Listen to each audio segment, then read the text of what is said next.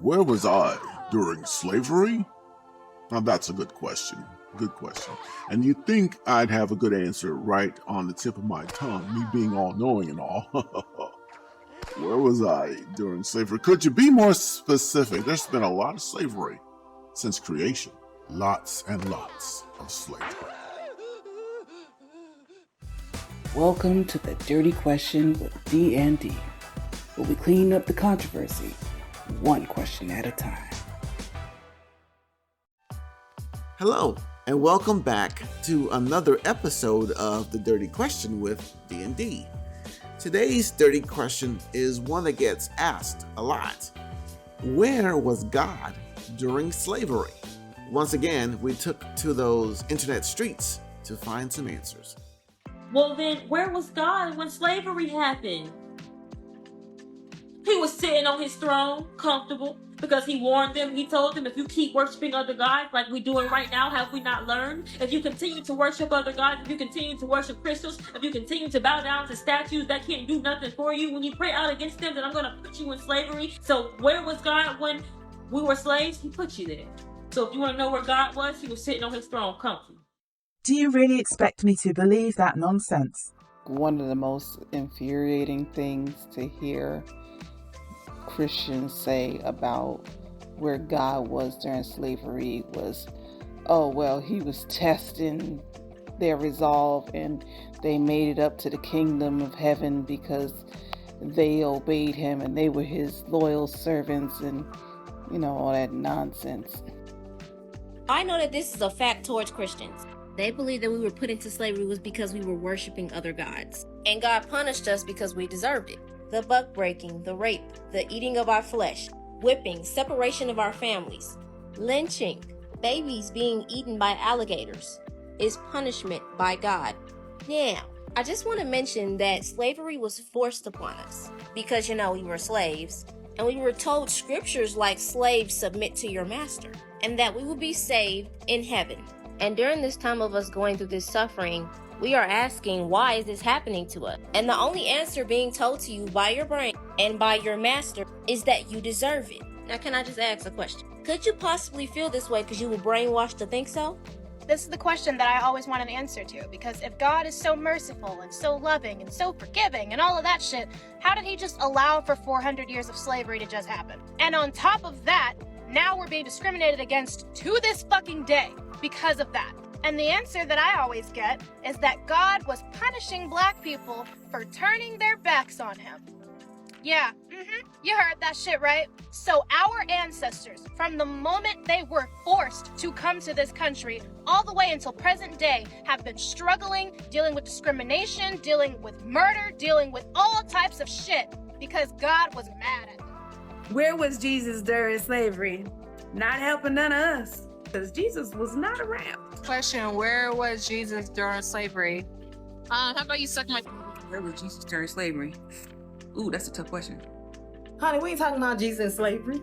We not talking about that. It was Jesus during slavery.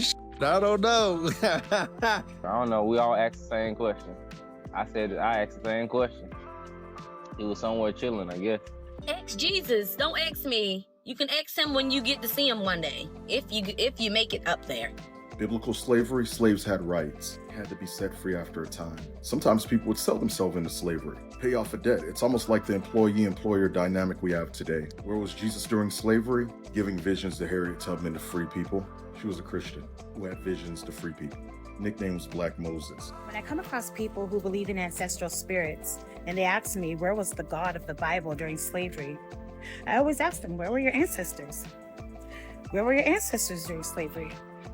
Since you don't believe in the God of the Bible, maybe your ancestors can tell us where they were, since you talk to them anyway. Whenever the slavery stuff comes up, instead of blaming it on God, why don't you go actually see what we did wrong as well? Because it was our fault. We didn't heed God's warning, and we didn't take his teachings to heart. And so the enemy saw that and took advantage. Of course, I've done my share of dirt.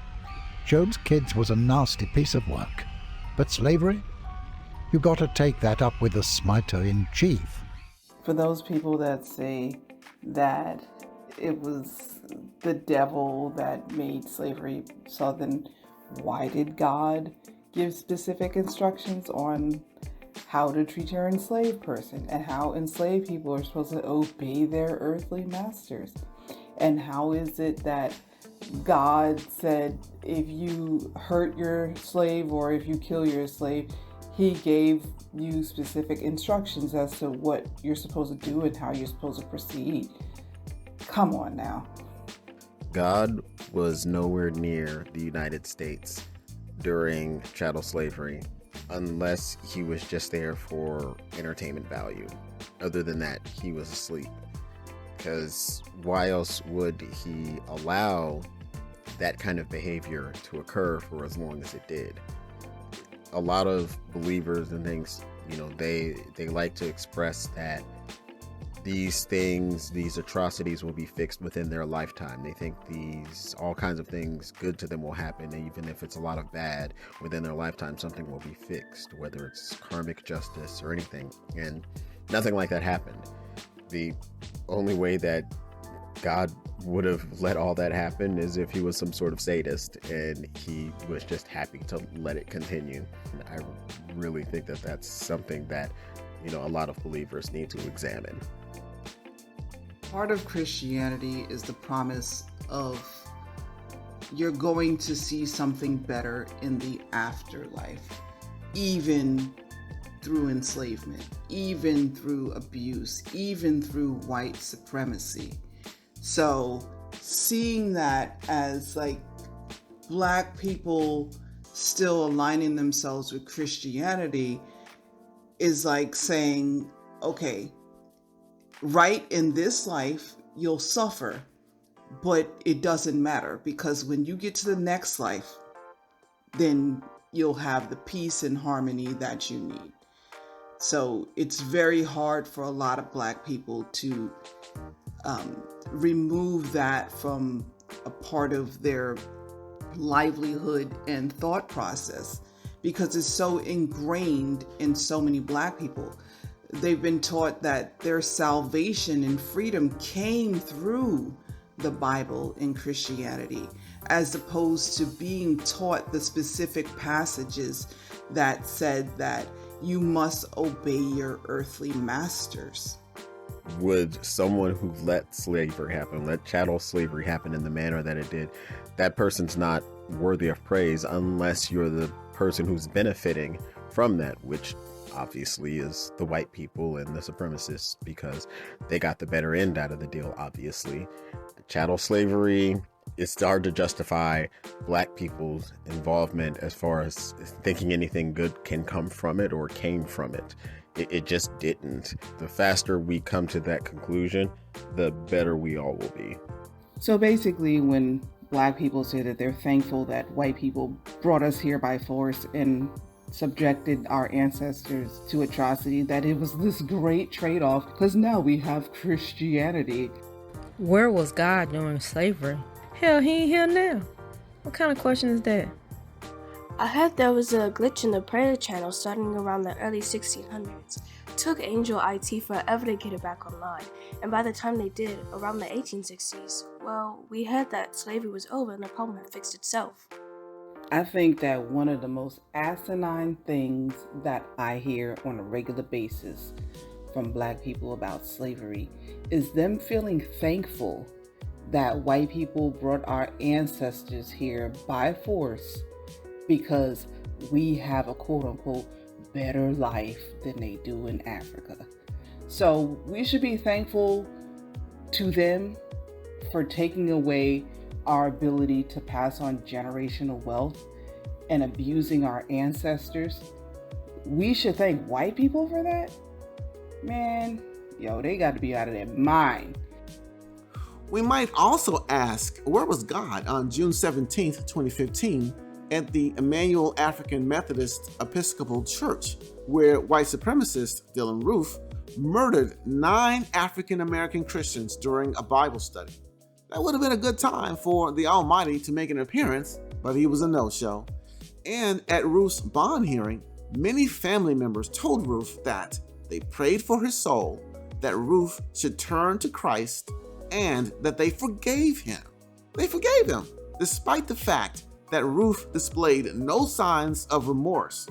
So where was God during slavery? Teaching black people to automatically forgive white men who murder our family members, and teaching them to remain obedient and faithful to a God that doesn't protect them from bullets in her church. And Christianity was literally beat into black people, and only certain passages were given to black people to be able to recite and practice in the Bible. And anything that had anything to do with justice and revolution and rebellion was kept away from black people because they did not want enslaved Africans getting any ideas about freedom and justice. The God of the Bible had a lot to say about slavery, but what he said might surprise you. Two key scriptures include Leviticus 25:44, which reads, "Your male and female slaves are to come from the nations around you. From them you may buy slaves. You may also buy some of the temporary residents living among you, and members of their clans born in your country, and they will become your property. You can bequeath them to your children as inherited property, and can make them slaves for life." Sounds like the slave system we had in the US, doesn't it? The second scripture comes from Ephesians 6:5, which says, "Slaves, obey your earthly masters with respect and fear, and with sincerity of heart, just as you would obey Christ." The Bible is pro-slavery, and slave masters could easily cherry-pick these and other scriptures to convince enslaved Africans that the God of the Bible approved of their enslavement. So, God didn't have to show up during slavery because the enslavers were just simply following God-given instructions. And now, here's special guest, Missy Davis with The Cleanup. American chattel slavery was one of the most horrific, egregious, and inhumane systems that have ever been put in place on the planet. And where was Jesus during this period? The reality is Jesus played a very important role during American chattel slavery because he was shoved down the throats, figuratively, of slaves to make them more docile, to make them less likely to run away, and to make them work hard and do good work for Massa and maybe try to not kill him. So where was Jesus? He was basically the main overseer. That's our show, and thanks for watching to the end. Now, please like and subscribe and hit that bell notification button. Also, tell your friends about our show. If you have a dirty question you'd like answered, leave us a comment. See you next time.